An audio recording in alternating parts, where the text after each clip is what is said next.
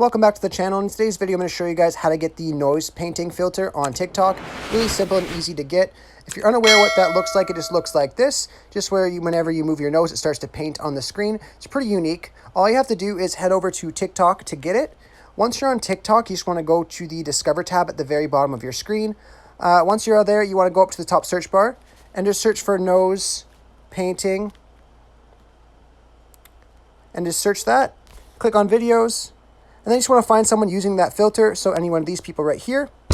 And then above their username, you see the little nose painting little link right there. You want to click on that. And then to add this to your favorites, just click on Add to Favorites. And now whenever you go to make a new video, this will be in your favorite filters. I really hope I was able to help you guys out with getting this filter. If it was helpful, be sure to leave a like and subscribe for more tutorials. Thanks for watching.